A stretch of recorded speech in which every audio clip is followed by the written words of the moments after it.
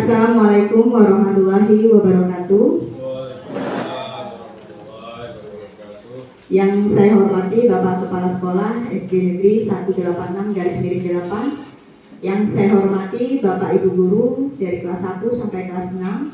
Dan yang saya hormati pula staf TU Tata Usaha.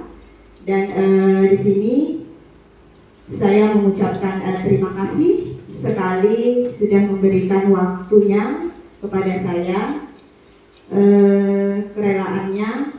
Seharusnya hari ini Bapak Ibu sudah istirahat, tetapi karena mengingat dan menimbang saya untuk tugas guru penggerak modul 1.4, yaitu mengharuskan kami memberikan pengimbasan tentang aksi nyata kami yang ada di kelas kepada warga sekolah. Puji dan syukur kehadiran Allah Subhanahu wa Ta'ala yang telah memberikan kesehatan pada kita semua, sehingga pada kesempatan hari ini kita dapat berdiskusi ya tentang budaya positif. Artinya di sini kita sama-sama menyamakan persepsi kita tentang budaya positif yang diterapkan di sekolah. Kemudian salawat beriring salam kita haturkan ke budak junjungan kita, yakni Nabi besar Muhammad SAW, yang telah membawa umatnya dari zaman jahiliyah menuju zaman seperti sekarang ini, yaitu zaman yang penuh dengan ilmu pengetahuan dan teknologi. Baiklah Bapak Ibu sekalian, sebelum memulai diskusi ini, kita angka baiknya berdoa terlebih dahulu. Saya mohon Bapak Harjono memandu doanya untuk kita semua, agar kegiatan hari ini dapat berjalan dengan lancar sesuai dengan apa yang diharapkan, apa yang diinginkan kita bersama. Kami silakan Bapak.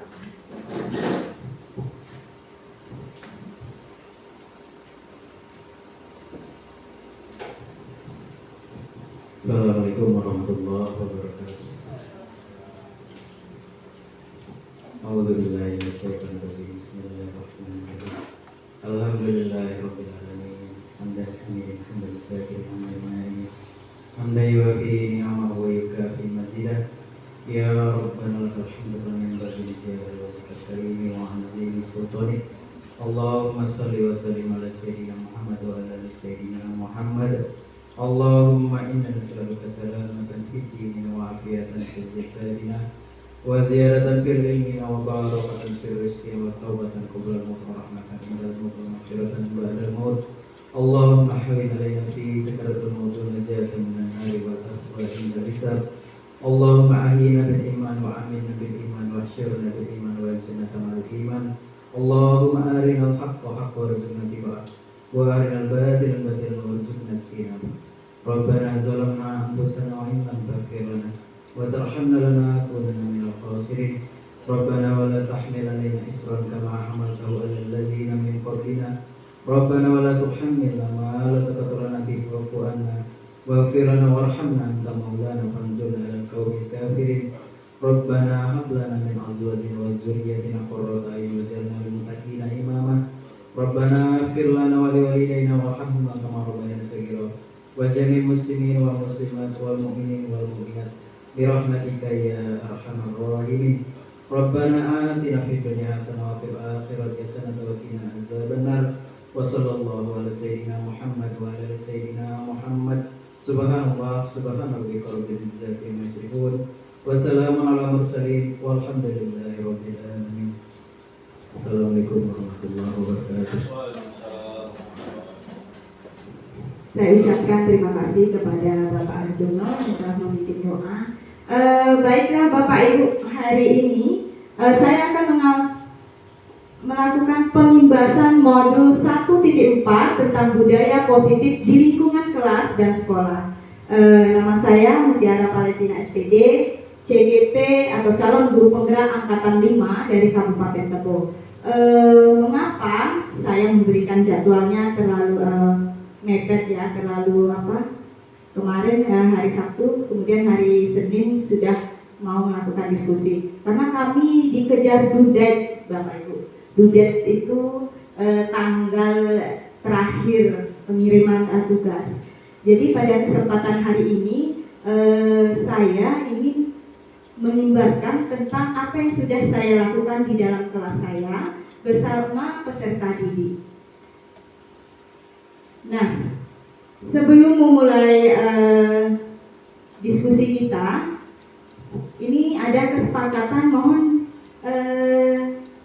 kita sepakati bersama dulu. Yang pertama, setiap anggota mendengarkan materi yang disampaikan dengan seksama. Yang kedua, setiap anggota berperan aktif. Yang ketiga, setiap anggota mempunyai kesempatan yang sama untuk bertanya atau memberikan masukan. Yang keempat, jika ada anggota yang bertanya, maka anggota lainnya mendengarkan. Yang kelima, setiap anggota menghargai perbedaan pendapat. Yang keenam, setiap anggota merefleksikan tentang serangkaian kegiatan. Nah, dari kesepakatan ini, apakah Bapak Ibu setuju atau perlu ada yang ditambah atau perlu ada yang dikurangi? Bagaimana Bapak Ibu? Setuju? Setuju akan kesepakatan ini? Ya. Baik, budaya positif apa sih yang melatar belakangi? Jadi ini Bapak Ibu, nampak tulisannya?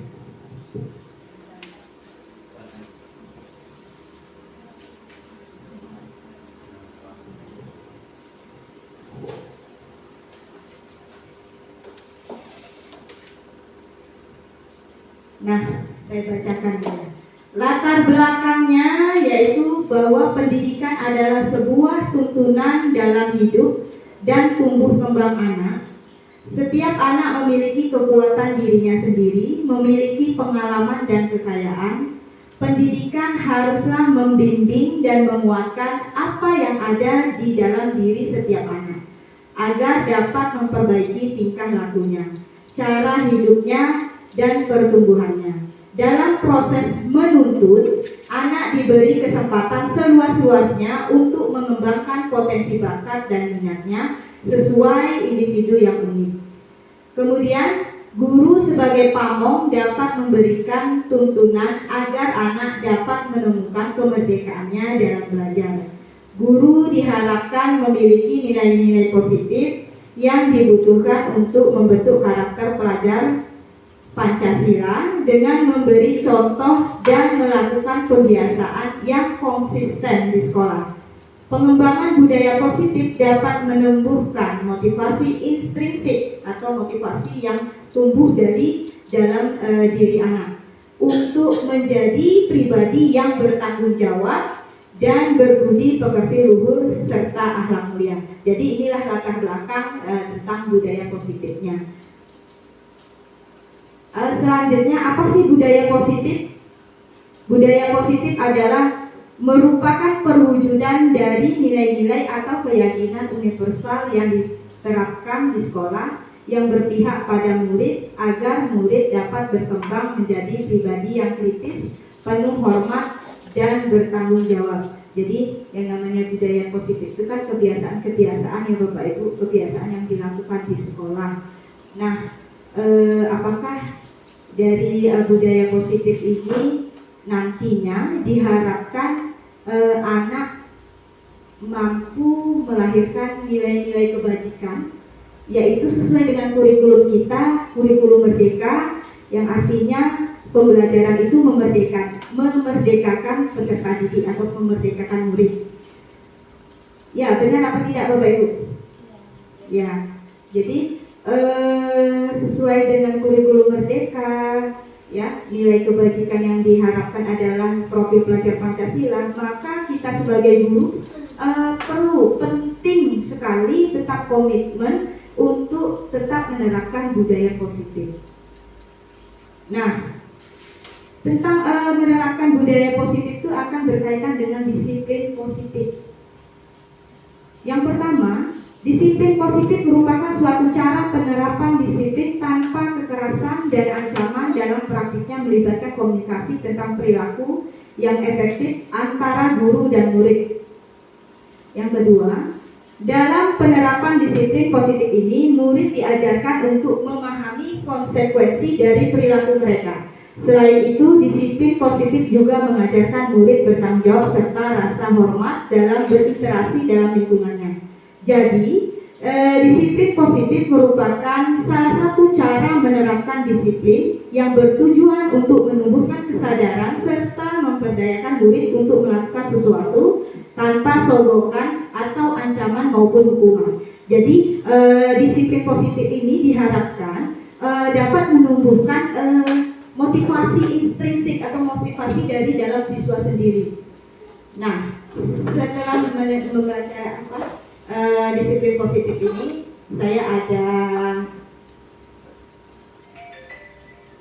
soal pemantik yang saya kirim ke Bapak Ibu.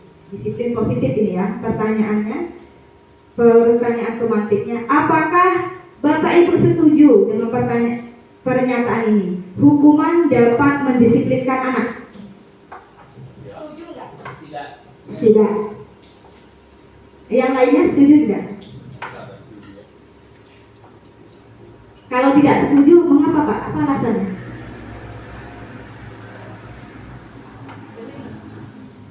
Boleh? Tidak setuju, kenapa Pak ya? Nah, apa alasannya? Oh, ternyata hukuman dapat mendisiplinkan anak. Tidak setuju Bapak. Kenapa? Hukumannya bagaimana? Hukuman, yang namanya hukuman bisa fisik, bisa verbal dalam bentuk fisik, bisa dalam bentuk verbal atau ucapan. Setuju tidak Bapak bahwa hukuman baik dalam bentuk fisik maupun verbal dapat mendisiplinkan anak? Setuju tidak? Tadi Bapak bilang tidak setuju. Alasannya kenapa? Karena ya hukuman. Hukuman itu kan ancaman. Iya. Setelah kita ancam itu imbasnya mana-mana. Iya, imbasnya ke peserta didik pasti ya. Bagaimana? Kalau kita hukum, itu ada tumbuhnya mulai berkurang, ada juga Imbasnya berarti kurang baik ya. kurang baik. Ya. Ada yang setuju? Bapak Ibu, Bu Tika ada yang setuju? Apakah Bapak Ibu setuju hukuman dapat mendisiplinkan anak? Setuju tidak? Tadi ada yang katanya tidak setuju karena imbasnya ke anak, anak akan menerima kekerasan ya Pak. Macam itulah. Ancaman. Ancaman. Ya. Bagaimana Bapak? Setuju tidak? Bisa setuju. Bisa setuju. Asal hukumannya jangan hukuman yang dengan fisik. Ya kan. Contohnya coba hukuman karena dia melanggar aturan, dihukum dengan membuang sampah. Ya. Nah, itu salah satu contoh. Ya. Nah, itu makanya bisa setuju. Ya. Tapi kalau hukuman dengan menyatu untuk atau hukuman ke fisik, Ya. tidak setuju. Tidak setuju. Nah, jadi begini Bapak Ibu. Ya, semua masukan kita terima ya. Jadi apakah setuju dengan pernyataan hukuman dapat mendisiplinkan anak? Kalau saya setuju, memang iya dapat mendisiplinkan anak. Tetapi proses yang terbentuk bukan disiplin positif, tetapi disiplin negatif. Karena apa? Dengan hukuman anak akan merasa kalau melakukan peraturan ya, misalkan dapat hukuman, anak merasa terpaksa dengan hukuman itu. Nah, jadi bisa setuju bahwa hukuman dapat mendisiplinkan anak, tetapi proses yang terbentuk bukan proses disiplin positif, tapi disiplin negatif. Anak akan merasa dendam. Ada perasaan anak tidak suka, pasti dendam. Akan teringat hal-hal yang tidak baik ini akan diingat sampai kapan? Sampai nanti. Seperti itu Bapak Ibu. Karena tugas kita adalah memberikan budaya positif, artinya menumbuhkan motivasi intrinsik atau motivasi dalam diri anak itu. Jadi kegiatan apapun, maksudnya di dalam kegiatan apapun kita jangan memberikan hukuman. Seperti itu. Ini bisa ini ya, maksudnya bisa setuju dan bisa tidak. Hukuman ini kalau dulu kan kita buat setiap sekolah atau setiap kelas ada peraturan, ya kan? Peraturan dibuat hanya sepihak saja, dan jika tidak mendapati peraturan maka akan mendapatkan hukuman. Hukumannya bisa baik secara verbal maupun fisik, seperti itu. Jadi bisa, ya ini bisa mendisiplinkan anak, tetapi prosesnya yang terbentuk adalah disiplin negatif, karena anak di sana akan merasa ada perasaan yang tidak kalau namanya hukuman, kalau tidak sesuai dengan apa yang dia inginkan, pasti akan ada perasaan dendam atau bagaimana seperti itu ya. Kemudian yang kedua, pemberian hukuman dengan hal positif seperti membaca atau membersihkan halaman sekolah dapat meningkatkan disiplin anak. Nah, pertanyaan kedua, bagaimana, setuju apa tidak Bapak Ibu? Setuju? Setuju? Setuju atau tidak? Kalau tidak, kalau setuju apa alasannya?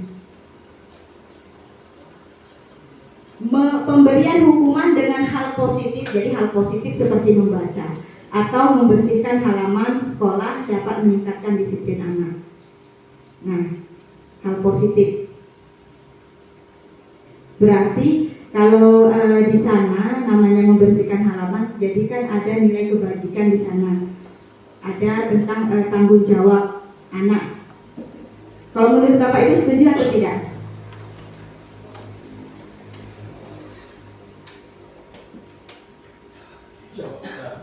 Setuju, Ica? Hal yang membersihkan halaman sekolah itu saat dia belajar, bagaimana? Jadi contohnya misalkan seperti ini, anak terlambat masuk sekolah. Nah, silahkan, karena kamu terlambat masuk sekolah, kamu bersihkan halaman sekolah. Nah, itu salah satunya mendisiplinkan anak. Kali itu agak kurang setuju. Kurang setuju, kenapa? Karena di saat itu kan jam sudah masuk. Ya. Yang kelas dia terlambat. Ya. Tidak bisa mengikuti jam jam pelajaran ya. Jam pelajaran. Iya. Kena dihukum. Iya. Belum tentu 1 jam 2 jam dia bisa. Iya. Itu kurang setuju ya. Ya, tidak apa-apa. Ini kami simpan ya pertanyaan jawabannya. Kemudian yang ketiga, ada yang tidak setuju, Bapak Ibu? Pemberian hukuman dengan hal positif seperti membaca atau membersihkan halaman sekolah dapat meningkatkan disiplin anak. Kalau meningkatkan disiplin anak, setuju ya Bapak Ibu. Namanya mendisiplinkan, apalagi anak di sana diberi hukuman membaca. Kalau melihat pada saat ini tingkatan literasi anak kita, bahkan kita sendiri kurang. Jadi untuk meningkatkan, salah satunya meningkatkan literasi juga, membaca juga, memberikan anak untuk dapat meningkatkan literasi juga. Jadi dapat meningkatkan disiplin anak ya, ini bisa salah satu, setuju kalau saya. Kemudian yang ketiga, memberi penghargaan dapat meningkatkan motivasi belajar anak. Nah, ini yang sering kita merefleksi, bagaimana di dalam pembelajaran pemberian penghargaan dapat meningkatkan motivasi belajar anak. Setuju apa tidak setuju? 100% setuju. Ya, Pak Yahya setuju. Ya, Ibu, Bapak Ibu yang lainnya setuju. Ada lagi? Mengapa alasannya setuju? Ada yang memberikan ini alasannya, mengapa setuju bahwa penghargaan dapat meningkatkan motivasi belajar anak? Bagaimana? Ayo Budi. Iya. Ya, saya mencoba menjawab Iya. versi saya Bu ya. Iya. Memberi penghargaan dapat meningkatkan motivasi belajar anak. Iya. Menurut saya pribadi benar adanya, iya. Karena jelas dari bahasa saja penghargaan, artinya anak yang telah melakukan nilai-nilai positif itu merasa dihargai. Yang namanya kita manusia itu kan pasti ada rasa ingin dihargai, termasuk anak-anak yang sudah melaksanakan. Itu pun jelas jadi motivasi bagi kawan-kawan atau rekan-rekannya yang lain. Ya. Nah, melihat. Jadi tidak sama saja anak yang sudah berbuat positif dengan anak yang tidak. Terima kasih. Ya, terima kasih Pak Ade. Ternyata setuju dengan memberikan penghargaan meningkatkan motivasi belajar anak. Ya, saya akan membuka lagi persepsi Bapak Ibu. Begini Bapak Ibu, nah inilah budaya positif kita yang akan kita kupas bersama-sama. Kalau kita berikan penghargaan pada anak, maka yang mendapatkan hanya anak yang berkompetensi saja. Lalu bagaimana kita meningkatkan anak yang tidak berkompetensi? Nah, pada saat situasi tertentu anak yang berkompeten mungkin cocok atau pas diberikan penghargaan. Lalu bagaimana kita melihat anak yang tidak memiliki kompeten? Lah Bapak, masa yang juara saja yang diberi hadiah?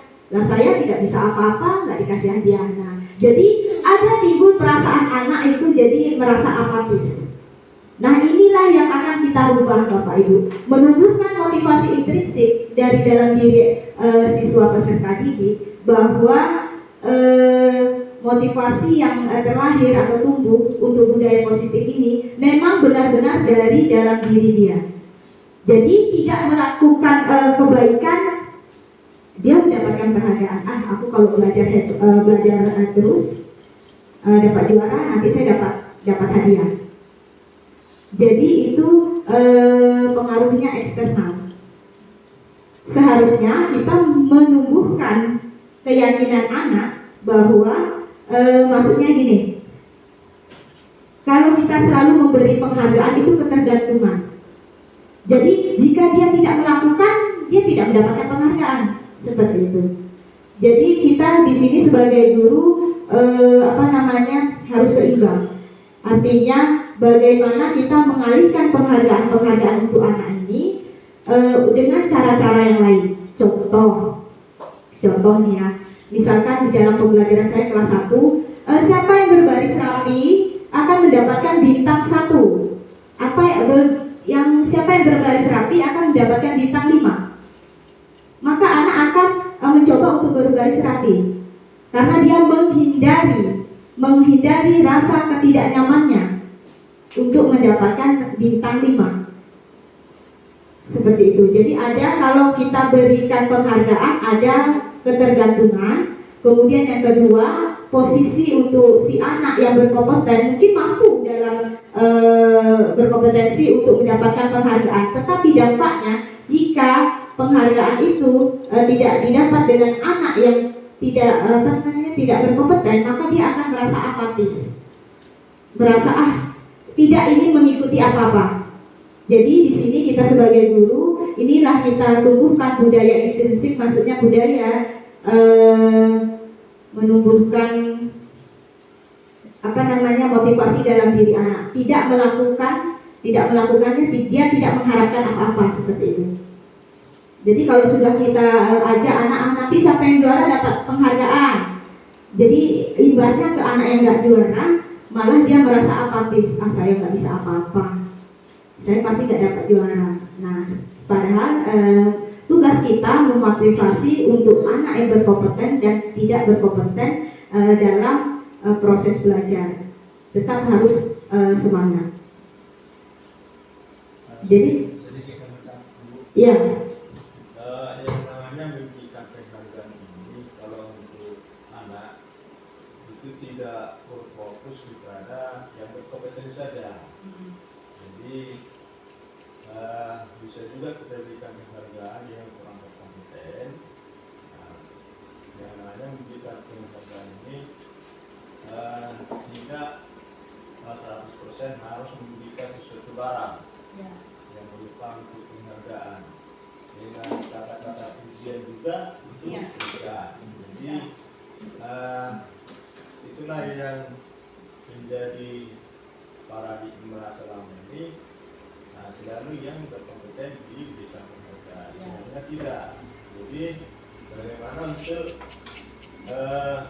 yang tidak berkompeten supaya timbul motivasi dari dirinya sendiri sehingga dia merasa dihargai. Nah, jadi bisa kita sampaikan dengan kata-kata pujian, sapaan yang baik, sehingga dia merasa dihargai gitu. Itu sedikit masukan. Tidak apa-apa, Pak. Jadi itu kan motivasinya eksternal, dari luar. Motivasinya dari luar. Tetapi di budaya positif ini kita akan menumbuhkan motivasi anak itu dari dalam diri dia sendiri. Nah, keyakinan inilah yang akan kita tumbuhkan. Merasa yakin dengan apa yang diyakini anak, misalkan di dalam kelas. Kita saling menyayangi. Nah, itu tumbuh dari dalam diri anak itu. Memang kita sesama teman atau sama ini harus saling menyayangi. Kalau sudah merasa keyakinannya tumbuh dari dalam dirinya, tanpa ada bapak ibu guru saja di kelas, aman kelas itu. Jadi seperti itu. Jadi memang betul di satu sisi penghargaan ini dapat meningkatkan motivasi belajar anak, dan di satu sisi juga penghargaan ini juga dapat memberikan dampak apatis bagi peserta didik yang lain, seperti itu. Jadi tugas kita adalah menumbuhkan motivasi diri anak ini. Bagaimana untuk menciptakan budaya positif. Ya baik Bapak Ibu, sampai sini kita lanjut ke selanjutnya. Disiplin positif akan melahirkan nilai-nilai kebajikan. Sebenarnya nilai kebajikan itu ada banyak, tetapi menyesuaikan dengan kurikulum Merdeka, yaitu kurikulum kita, yaitu bahwa kurikulum Merdeka ini akan untuk menciptakan peserta didik dengan profil pelajar Pancasila. Maka nilai kebajikannya yang saya tampilkan, nilai-nilai kebajikan profil pelajar Pancasila. Yang pertama, beriman dan bertakwa pada Tuhan Yang Maha Esa dan berakhlak mulia, berkebinekaan global, gotong royong, mandiri, bernalar kritis dan kreatif. Nah, di sini pelajar Pancasila. Sebenarnya nilai kebajikan itu ada banyak, ada juga bertanggung jawab, kemudian ada yang lainnya juga. Tapi yang karena kita sesuai dengan program kurikulum Merdeka, maka saya ambil nilai kebajikannya profil pelajar Pancasila. Nah, bagaimana caranya menumbuhkan budaya positif, terutama ya budaya positif ditumbuhkan adalah membentuk keyakinan kelas. Jadi di sini penting sekali Bapak Ibu, kita membentuk keyakinan kelas melalui kesepakatan kelas. Ini salah satu contoh saya, aksi nyata saya di dalam kelas, yaitu dengan anak-anak kelas 1 membentuk keyakinan kelas, meyakini sesuatu hal dan disepakati bersama, gunanya untuk agar pembelajaran merasa aman, nyaman, seperti apa yang mereka inginkan. Jadi yang namanya kegiatan membentuk keyakinan kelas itu adalah curah pendapat siswa. Jadi di sana kita bertanya kepada siswa, masing-masing siswa, apa sih yang diinginkan mereka di dalam kelas ini agar pembelajaran ini benar-benar kondusif. Seperti itu. Untuk saat ini apakah Bapak Ibu sudah membuat kesepakatan kelas di kelasnya masing-masing, keyakinan kelasnya? Jadi untuk menumbuhkan budaya positif yang sekiranya belum membuat kesepakatan atau keyakinan kelas, mari bersama-sama kita bentuk keyakinan kelasnya masing-masing. Setelah dibentuk, kita jadikan poster dan kita tempelkan di dinding. Contohnya seperti apa bentuk keyakinan kelas itu? Contohnya, setiap anggota kelas perlu belajar. Setiap anggota kelas perlu senang. Setiap anggota kelas perlu melakukan tugas. Setiap anggota kelas perlu saling menghargai. Setiap anggota kelas perlu merasa aman. Kemudian, selalu berpikir positif, senantiasa menjadi diri terbaik, kemudian percaya dan menghormati orang lain serta barang milik orang lain, kemudian berkomitmen terhadap setiap tugas senantiasa, kemudian selanjutnya senantiasa membantu. Nah, inilah bentuk dari keyakinan kelas, salah satu contohnya. Jadi kembali lagi untuk motivasi siswa. Jadi memang di dalam kelas itu supaya pembelajaran itu memerdekakan anak, pembelajaran yang berpusat pada peserta didik, maka pada kegiatan itu membentuk keyakinan kelas melalui kesepakatan kelas.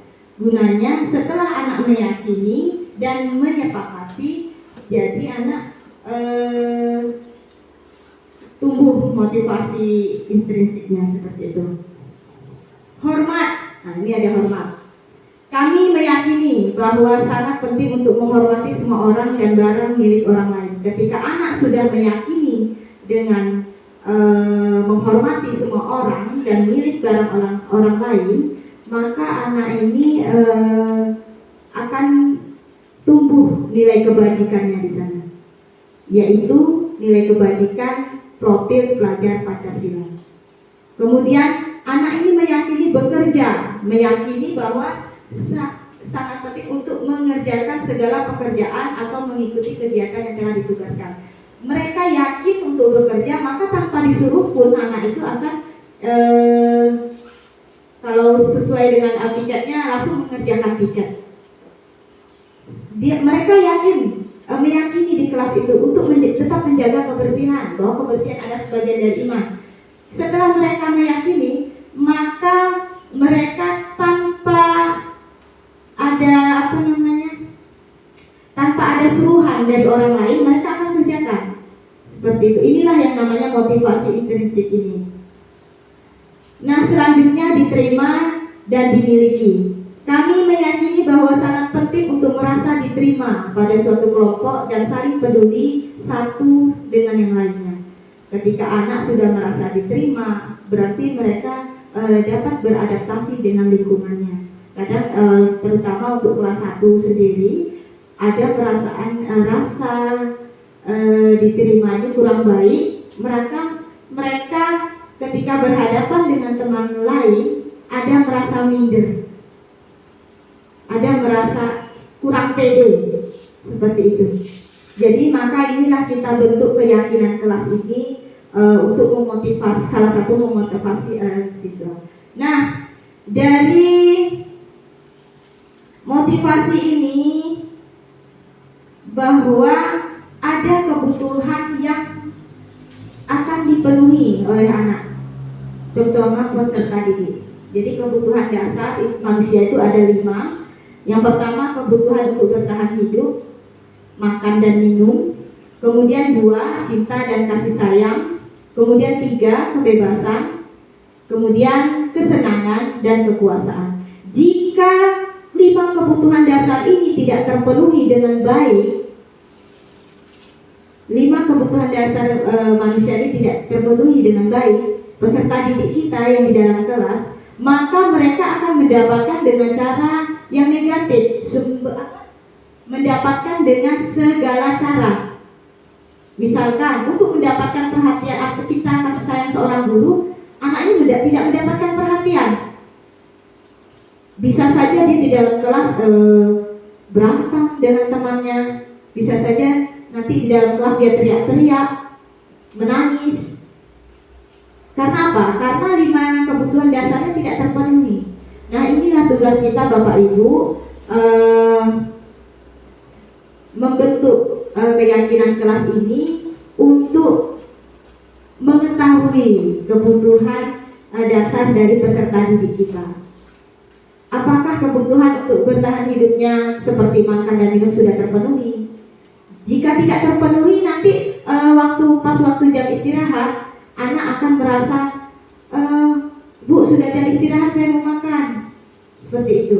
Akan mendesak kita untuk istirahat, untuk pergi makan, karena pagi dia tidak sarapan. Nah, ini salah satu tidak terpenuhi kebutuhan untuk bertahan hidup. sandang pangan ininya. Kemudian cinta dan kasih sayang. Kemudian kebebasan. Kemudian kesenangan. Di dalam pembelajaran peserta didik sudah merasa senang atau belum? Jika tidak merasa senang, maka dia akan merasakan bosan, akan merasakan di dalam kelas itu pembelajarannya jadi tidak kondusif seperti itu. Ini kebutuhan dasar manusia. Terkait dengan kebutuhan dasar, kita akan memposisikan kita yaitu 5 posisi kontrol tadi. Apakah kita sebagai penghukum, apakah pembuat rasa bersalah, atau teman, atau pemantau, atau manajer. Kalau penghukum, misalkan anak terlambat, silahkan keliling lapangan 2 kali, itu posisi menghukum. Jadi dampaknya ada dampak negatif kalau kita sebagai posisi penghukum. Anak bisa tidak suka dengan kita, kemudian anak akan merasa dendam, kemudian ada merasa menghindari, nanti kalau tidak mengikuti peraturan saya kena hukum. Jadi dia menaati peraturan itu bukan berdasarkan dari keinginannya sendiri, karena dia menghindari hukuman itu. Karena menghindari hukuman berarti tidak mau dihukum, seperti itu. Sebenarnya harusnya motivasi itu muncul dari diri anak itu sendiri. Contoh kita kalau pergi berkendaraan memakai helm. Apa yang Bapak Ibu yakini? Mengapa kita harus memakai helm? Untuk keselamatan, ya kan? Keamanan.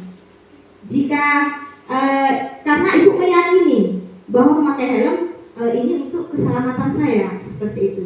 Jika tidak ada keyakinan, maka tidak terbentuk motivasi dalam diri kita, seperti itu. Jadi inilah tugas kita, budaya positif ini menumbuhkan motivasi siswa itu. Nah, kemudian ada apakah posisi kontrol kita sebagai guru pembuat rasa bersalah?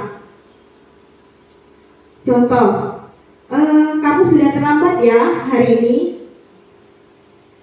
Ya Bu, kata anaknya.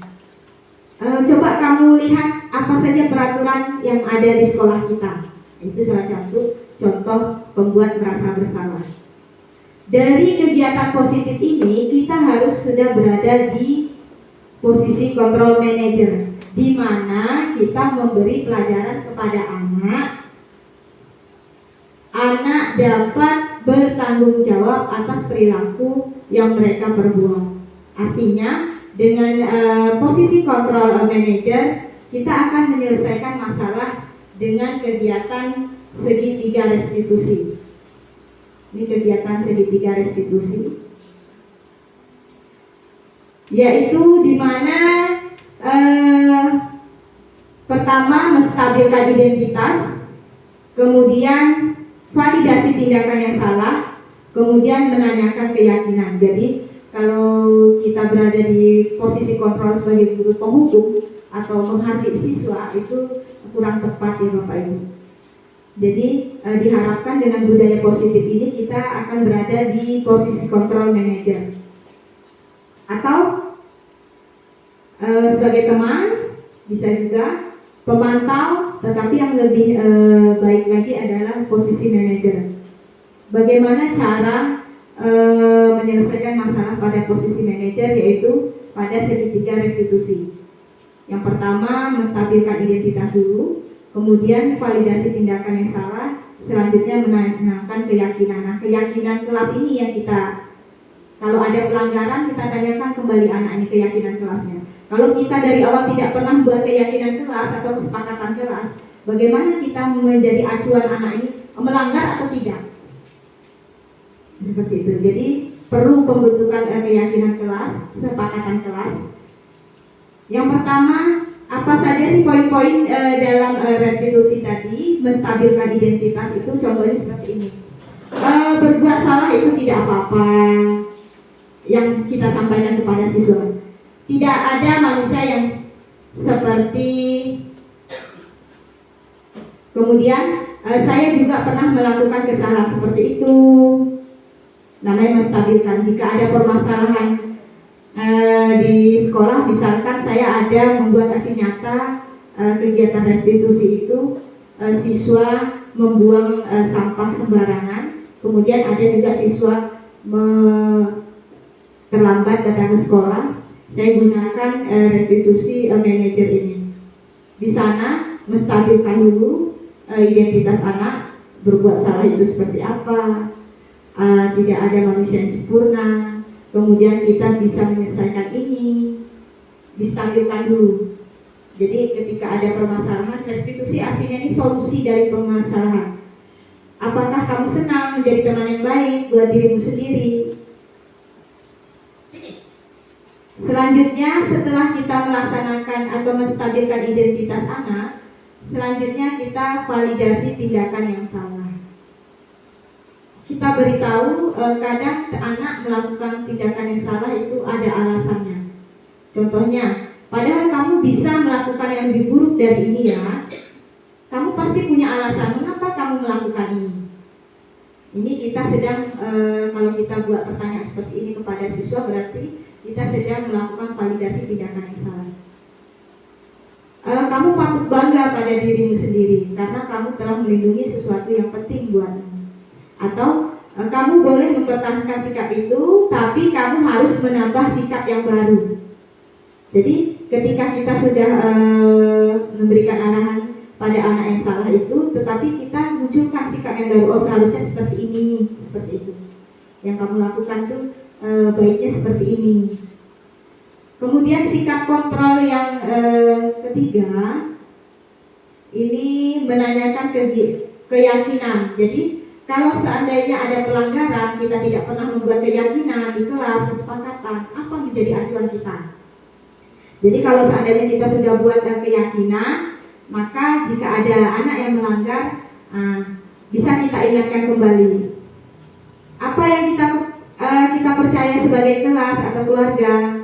Apa nilai-nilai umum yang kita telah sepakati? Nilai-nilai kebajikannya apa? Apa bayangan kita tentang kelas yang ideal? Kemudian kamu mau menjadi orang seperti apa? Ini menanyakan keyakinan kepada siswa. Jadi artinya kalau kita tidak pernah membuat keyakinan, jika terjadi pelanggaran, ya bukan salahnya siswa. Karena dari awal kita tidak pernah membentuk bersama-sama dengan siswa tentang keyakinan siswa. Jika terjadi pelanggaran, sudah dibentuk keyakinan, kesepakatan kelas, terjadi pelanggaran, berarti siswa belum yakin di sana. Bisa diulas kembali, ditanyakan kembali apa yang seharusnya menjadi keinginan siswa tersebut. Nah, terakhir, terima kasih. Tapi sebelumnya saya sudah memberikan kuesioner kepada Bapak Ibu tentang 5 kebutuhan dasar manusia. Sudah Bapak Ibu terima?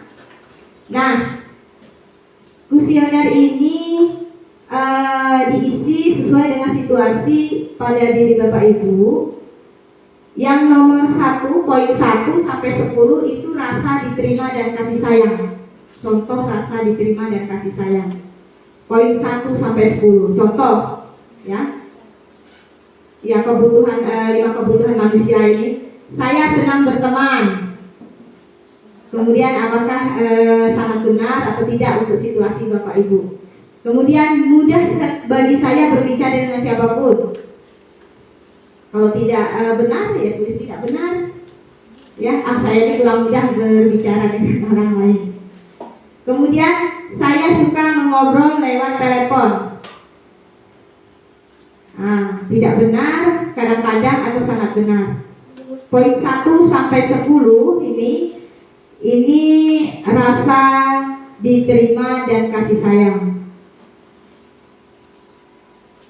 Apakah dari Bapak Ibu menulis 1 sampai 10, apakah sudah terpenuhi kebutuhan Bapak Ibu rasa diterima dan kasih sayang? Nah, di sini bisa kita lihat. Kemudian yang 11 sampai 20 itu kebutuhan hidup tentang kekuasaan. Kekuasaan. Saya tidak suka membuat kesalahan. Apa jawabannya tidak benar, kurang, atau kadang-kadang saya tidak suka perubahan. Itu masuk ke kebutuhan hidup yang 5 kebutuhan hidup kekuasaan. Kemudian poin yang ke-21 sampai ke-30 itu kebebasan. Kebebasan. Jika tidak suka 21 sampai 30 kebebasan. 21 saya suka memiliki pilihan. Kebebasan. Duduk di sekolah adalah hal yang sulit untuk saya. Saya tidak suka membaca dalam jangka waktu yang lama. Atau saya senang membuat orang lain tertawa. Ini apa? Apa yang saya pakai tidak berpengaruh bagi saya. Ini kebebasan. Kemudian poin yang 31 sampai 40 itu kesenangan. 31 sampai 40 kesenangan. Nah, saya sering tertawa, saya memiliki koleksi, atau saya senang membuat orang lain tertawa. Ini bisa Bapak Ibu isi sesuai dengan diri Bapak Ibu. Jika kelima kebutuhan ini tidak terpenuhi dengan baik, maka akan mendapatkan dengan cara yang sama. Tapi jika sudah terpenuhi dengan baik, ya, diisi 5 semua. Berarti Bapak Ibu kebutuhannya sudah terpenuhi dengan baik. Nomor 35 diisi 5, orang berpikir saya bodoh.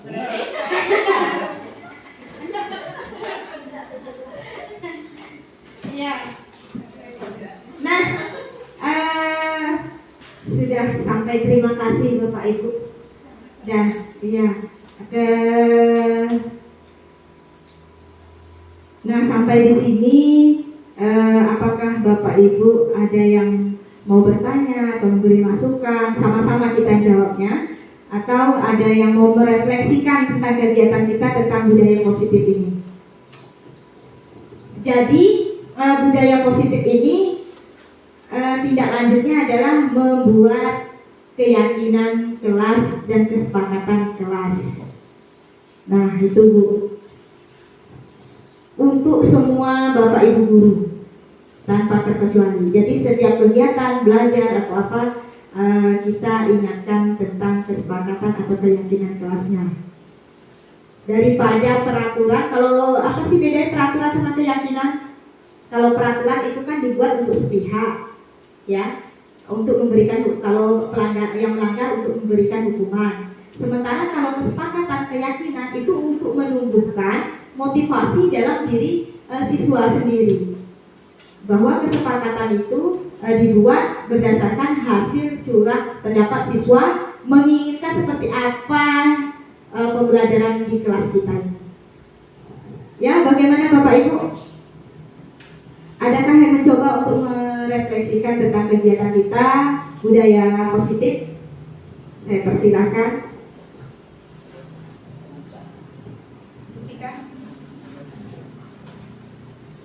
Pak Ade, tentang budaya positif. Ya. Bersama-sama kita merefleksikan tentang budaya positif ini. Bagaimana dengan Bapak Ibu yang lainnya?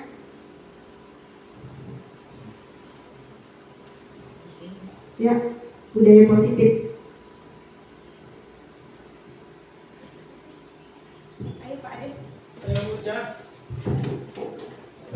Terima kasih kepada Ibu Mutiara. Jadi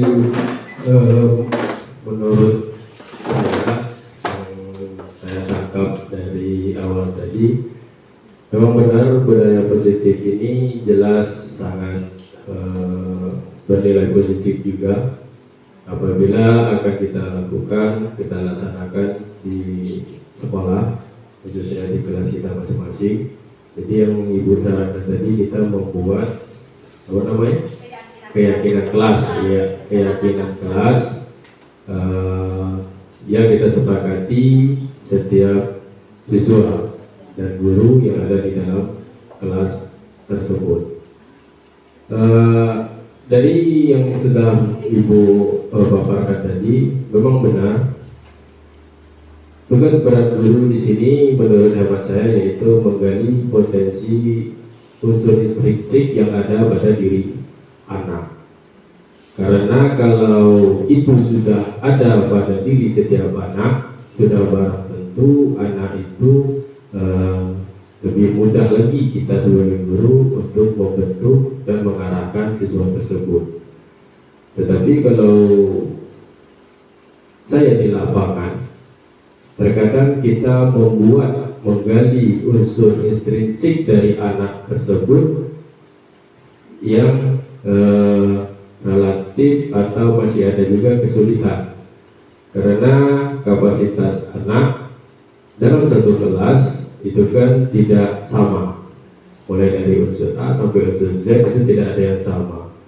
Tambah lagi lingkungan, kalau menurut saya itu sangat berpengaruh sekali, mulai dari lingkungan sampai ke mata pencarian orang tua, tak sekolah, bahkan orang tua pun kalau menurut saya itu sangat menentu sekali seberapa bisa, seberapa cepat waktu kita untuk dapat menggali unsur intrinsik pada diri anak.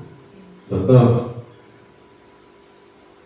di kelas 4 sekarang itu yang hampir sudah sebulan lebih, tidak semua anak yang bisa kita kasih pengertian, yang bisa kita kasih masukan, dan dia dapat menerima memang dengan unsur intrinsiknya yang sudah muncul, kan gitu. Terkadang di lapangan, di kelas malah menjadi menyimpang atau tidak sesuai dengan tujuan yang kita inginkan terkait dengan masalah tadi hukuman. Memang dari bahasanya hukuman ini tidak bernilai positif, tetapi kalau menurut saya masih berkeyakinan masih ada juga anak-anak yang harus dan masih tetap diberi hukuman. Dalam arti kata hukuman di sini sanksi, walaupun mungkin secara teori ini akan memaksa anak, karena menurut saya memang ada 1-2 anak yang prinsipnya awalnya juga harus merasa terpaksa, tetapi di dalam sanksi ini kita pasti menyampaikan apa maksud dan tujuan kita.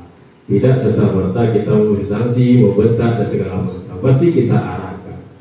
Contohnya saja yang di lapangan, sudah kita jelaskan saja poin-poin positif di dalam suatu pelajaran, suatu materi, kita kaitkan nilai-nilai positif, baik itu nilai-nilai Pancasila dan segala macam. Beristirahat berbunyi keluar sekian menit, punya di jadwal 15 menit, masih ada terjadi kesalahan, dan kesalahan itu sudah dijelaskan 15 menit awal. Nah, artinya apa? Artinya ada anak yang memang nilai intrinsik yang di dalam diri mereka memang masih bernilai 0 sampai sekian, kan gitu. Memang yang bernilai sudah ada di dalam diri siswa, memang digambarkan saja, diberikan contoh saja, mereka sudah paham, sudah ngerti. Contoh, kita sesama manusia di kelas, ini adalah saudara kita, inilah anggota keluarga kita, di sekolah ini, inilah anggota sekolah kita. Nah, 5 menit istirahat ya tetap berkelahi. Nah, artinya apa? Kalau menurut hemat saya, ini bagus, sangat bagus sekali. Yang jelas ini sudah berdasarkan teori dan praktek. Tetapi kalau bagi saya pribadi, kalau sudah di lapangan, itu ada unsur-unsur lain yang mempengaruhi. Yang mempengaruhi itu dari eksternal ini dan berpengaruh besar. Nah, berpengaruh besar karena kesiapan anak tadi tidak serta-merta datang ke sekolah dengan nilai dasar yang sama. Tapi untuk membentuk kesepakatan kelas, saya sangat setuju sekali, karena itulah dasar kita membuat aturan perjanjian dan segala macam dengan anak. Sudah memiliki dasar, terjadi sesuatu hal, kita hanya mengingatkan apa-apa yang harus kita perbaiki. Mungkin itu saja yang dapat saya sampaikan. Saya ucapkan terima kasih. Ya, terima kasih Pak Ade sudah merefleksikan tentang kegiatan hari ini. Memang jadi boleh saya bertanya Pak? Oke, siap. Jadi apa yang Bapak yakini sebagai 5 kontrol posisi kontrol itu Bapak tetap meyakini sebagai apa? Penghukum kah? Teman kah? Next. Asal jangan jadi hukum aja. Nah, Mungkin posisi yang ketiga apa gitu? Ketiga apa keempat? nah. Jadi Bapak, sekarang saya tanya dengan Bapak Ibu sekalian. Iya. Bapak Ibu sekalian ini meyakini posisi Bapak, posisi kontrolnya sebagai apa? Oh, yang kita pribadi. Ya, biasanya setelah menjelaskan budaya positif ini dari saya, lalu adakah berubah? Apakah masih tetap atau bagaimana? Kalau saya terus terang, saya memang sebelum belajar di guru penggerak ini, saya itu orangnya memang penghukum yang kemudian pemberi merasa bersalah. Ya, saya akui memang. Tetapi setelah ke depan, setelah saya mempelajari tentang budaya positif ini, oh ternyata yang saya lakukan selama ini kurang tepat. Yang sebaiknya dilakukan kita adalah sebagai manajer.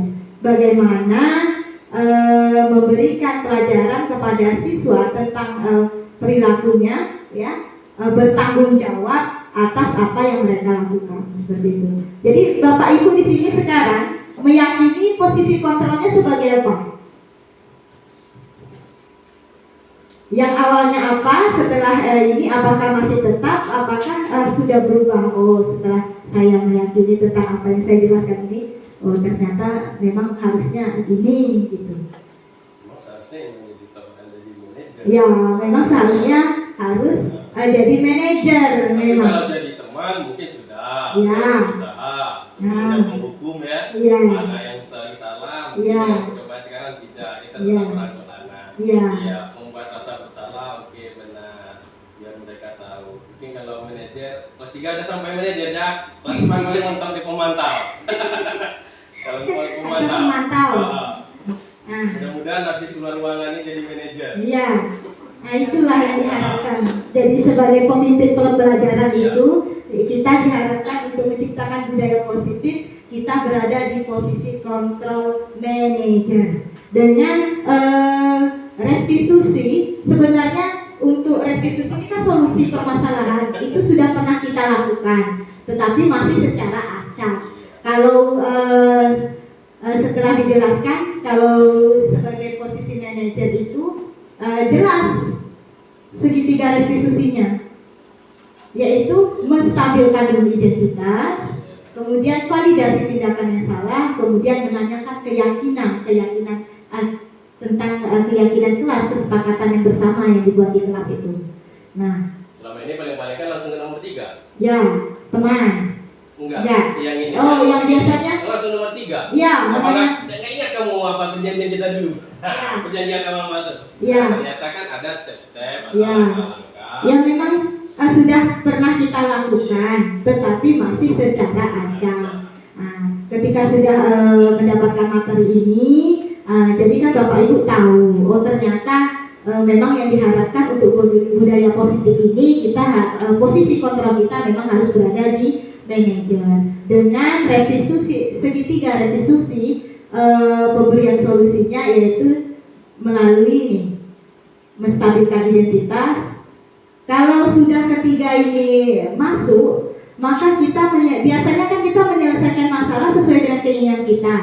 Sudah, kamu sudah salah, sudah melanggar, ini hukumannya, seperti itu. Tetapi sebenarnya pada posisi kontrol manager, segitiga restitusi, menyelesaikan masalah dengan segitiga restitusi, kita menyelesaikan masalah ini seperti apa yang anak mau, seperti itu, Pak. Seperti apa yang anak mau. Seharusnya kamu ini, apa sih alasan kamu melakukan ini? Harusnya kamu ini maunya bagaimana? Seperti itu. Nah, jadi bagus sekali. Saya memang di modul 1.4 ini memang materinya memang paling banyak, Pak, untuk modul ini tentang budaya positif. Kami berulang-ulang memahami, mempelajari materi ini. Dan kalau dulu kita kan di awal pembelajaran peraturan saja kita buat, ya kakak, belum ada keyakinan kelas. Nah, setelah merdeka belajar ini memerdekakan anak, pembelajaran yang berpusat pada peserta didik, ternyata kita ini perlu menumbuhkan keyakinan peserta didik ini dengan budaya positif ini. Seperti itu. Nah, jadi inilah merubah paradigma saya, merubah pikiran saya yang awalnya saya sebagai posisi kontrol penghukum, membuat merasa bersalah kepada siswa. Setelah saya mempelajari ini, jadi saya ternyata saya ini salah, kurang tepat gitu loh Pak. Seharusnya memang kita untuk menciptakan budaya positif ini kita berada di posisi kontrol sebagai guru, sebagai manajer seperti ini. Ibu-ibunya bagaimana? Sudah manajer semua, Bu? Sudah manajer semua? Ya. Kelas 2, kelas 3, ya kelas 5 dan kelas 6. Berarti kalau sudah berada di posisi manajer berarti sempurna kita menerapkan budaya positif di sekolah kita ini. Langsung Pak nyusul. Apakah dari kelas 1 sampai kelas 6 sudah membuat keyakinan kelas, kesepakatan kelas? Sudah ada? Jadi setelah ini belum membuat, tidak lanjutnya silahkan Bapak Ibu buat keyakinan kelasnya di dalam kelas. Apa yang perlu diyakini oleh anak-anak dengan menumbuhkan nilai kebajikan profil pelajar Pancasila tadi. Bagaimana membuat anak bertanggung jawab, mandiri, berakhlak mulia di dalam pembelajaran itu. Itulah yang tugas kita sebagai guru untuk budaya positif ini, menumbuhkan motivasi siswa itu. Jadi motivasi itu memang ada dua, motivasi internal, intrinsik dan ekstrinsik, yang dari dalam siswa dan dari luar. Contohnya seperti hukuman. Oh, anak ini baik, dia menaati peraturan. Terkadang ada alasannya menaati peraturan karena menghindari hukuman. Jadi kan itu motivasi hanya dari luar seperti itu, tidak dari dalam diri dia sendiri. Seperti itu. Kemudian penghargaan juga seperti itu. Penghargaan didapatkan ketika anak melakukan sesuatu hal yang baik. Jadi jika tidak melakukannya, dia tidak dapat apa-apa, seperti itu. Jadi itu betul motivasi tapi dari luar, seperti itu. Dan yang kita tumbuhkan motivasinya hari ini untuk budaya positif itu dari dalam diri siswa. Memang dukungan untuk budaya positif ini perlu sekali, tidak hanya dari pihak sekolah, guru, siswa, orang tua juga berperan penting juga di sini Pak Ade. Memang betul sekali peran penting orang tua dalam menumbuhkan budaya positif ini. Bekerja sama itu tadilah kita sebagai guru memang perlu paguyuban orang tua ini kan. Di sanalah kita bisa tukar pikiran tentang peserta didik anak-anak dari orang tua kita ini seperti apa sekolahnya. Memang itulah dampaknya. Bagaimana Bapak Ibu, apakah ada mau merefleksikan kembali tentang budaya positif? Pak, Bapak Menalu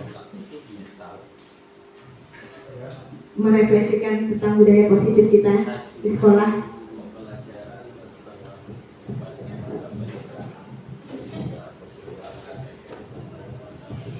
Baik, terima kasih kepada bicara yang sudah menyampaikan budaya positif di dalam pembelajaran modul 1.4 ya, 1.4. Jadi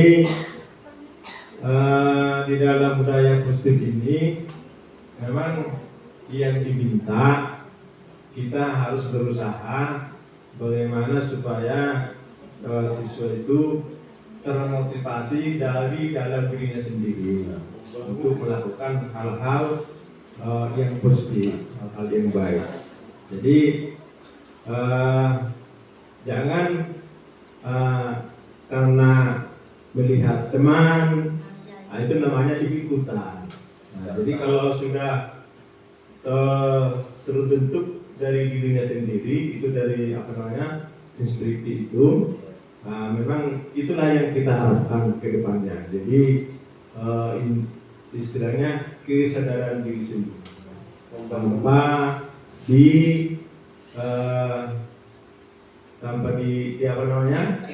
diperintah oleh orang lain. Jadi timbul dari dalam hatinya sendiri untuk melakukan hal-hal yang positif itu. Jadi itu yang diminta dalam pembelajaran kurikulum Merdeka ini harus dalam profil Pancasila. Jadi untuk kelas yang lain, apa yang sudah disampaikan tadi, walaupun belum melaksanakan kurikulum Merdeka ini, yang namanya kesepakatan di kelas itu sudah seyogianya dibuat. Nah, jadi supaya kedepannya bisa lebih mudah untuk menerapkan kurikulum tersebut, dan itu merupakan hal-hal yang positif karena apa yang namanya kesepakatan itu, karena merupakan kesepakatan bersama berarti harus dilaksanakan bersama. Jadi lebih enak untuk membuat kesepakatan bersama itu daripada keputusan sendiri-sendiri. Nah, itu yang terpenting di dalam pembelajaran kita, di dalam materi yang disampaikan oleh Ibu Mutiara saat ini. Kemudian di 5 posisi kontrol itu saya bilang tadi, memang beda kurikulum, beda yang ini menyangkut dengan 5 posisi itu, posisi kontrol. Karena sekarang ini kurikulum Merdeka, karena harus memerdekakan siswa untuk belajar, nah, kita sebagai guru harus di posisi sebagai manajer, dan itu yang diharapkan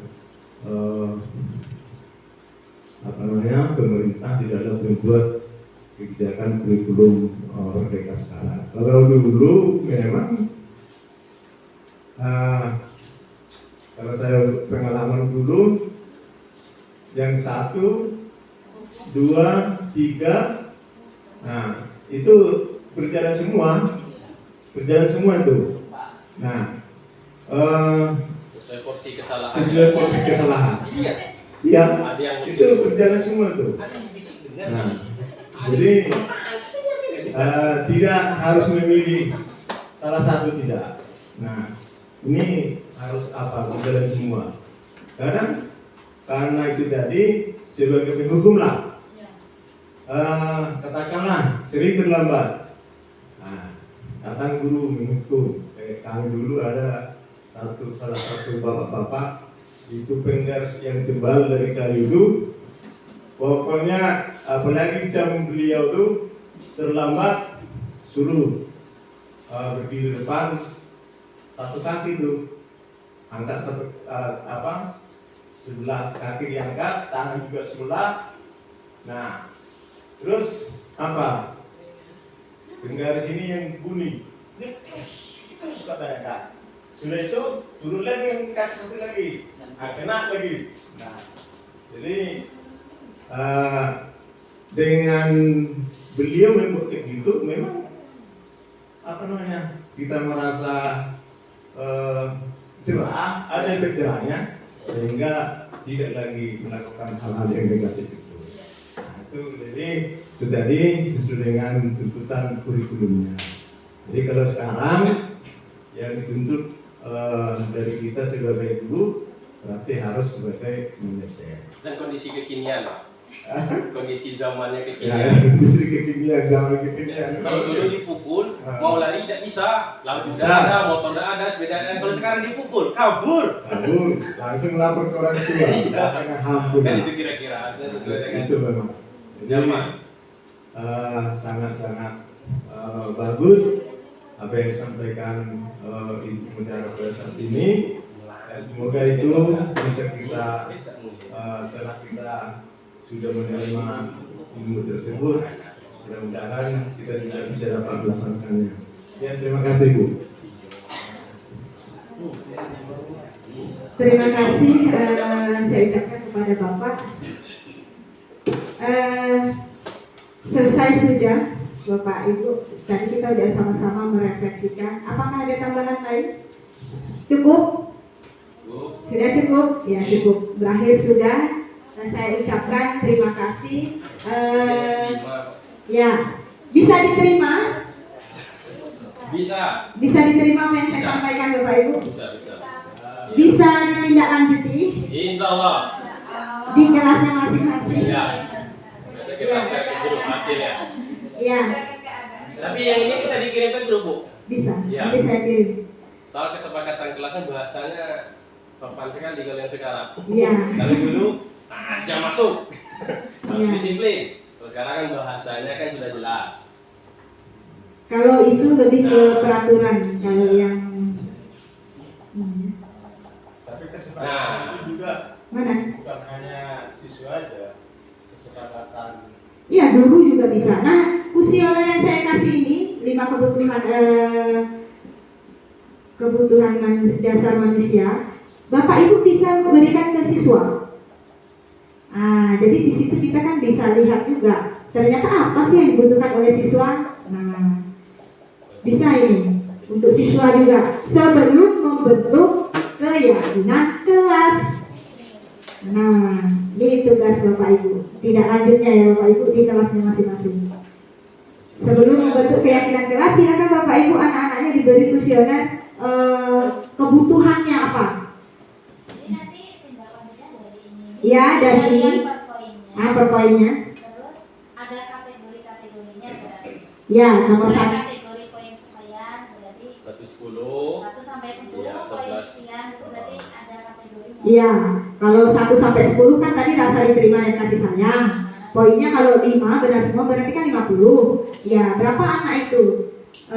Berapa poin anak itu? Ya, per 50 kali 100 seperti itu. Nah, berapa persen anak itu kebutuhannya dipenuhi di sana? Nah, jadi yang untuk 11 sampai 20 itu kekuasaan.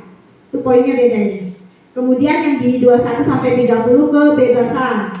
Dia sudah terpenuhi belum kebutuhan dasar bebasnya itu? Kemudian yang ke 31 sampai 40 kesenangan. Silakan Bapak Ibu bagi ke siswanya, kita bisa lihat dari sana kebutuhan apa yang sudah dipenuhi. Setelah itu kita bentuk keyakinannya. Nah, di situ dia. Kuesionernya dikasih siswa, kemudian baru bentuk kesepakatannya, keyakinan kelasnya. Nah, kalau sudah itu kita buat, berarti kita kan sudah menerapkan budaya positif, disiplin positif, yaitu keyakinan kelas melalui kesepakatan kelas seperti itu. Menumbuhkan motivasi intrinsik pada diri siswa. Ya, ya. Cukup sekian yang saya sampaikan, mudah-mudahan bisa diterima Bapak Ibu dan bisa ditindaklanjuti, dan mudah-mudahan selanjutnya program selanjutnya bisa lebih baik lagi dari ini. Tentang materi-materinya memang berkaitan tentang kurikulum merdeka. Bagus sekali ini Bapak Ibu jika diberi kesempatan seperti ini. Kapan kita bisa tukar pikiran kita tentang materi-materi yang ada, mungkin bisa dari Bapak Ibu yang lain kan. Grup bisa kalau mau ini. Malam ingat tamu itu.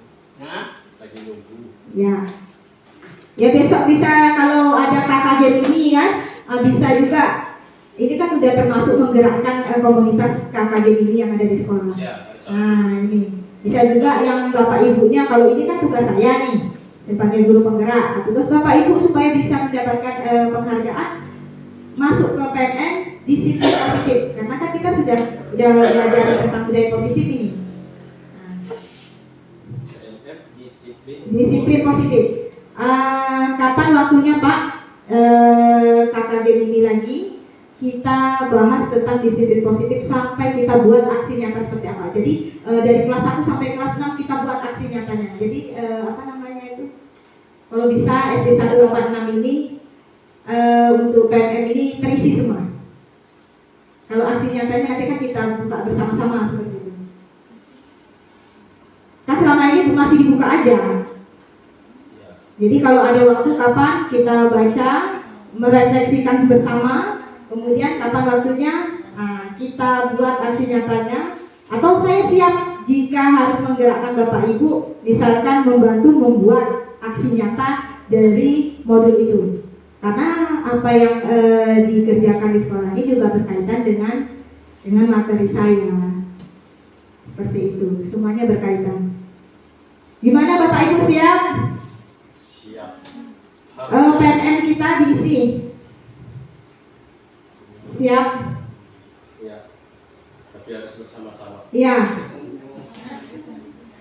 Ya maksudnya gini, waktu kapan aksi nyata untuk hari Senin kelas 1, Selasa kelas 2 tentang disiplin positif ini kan?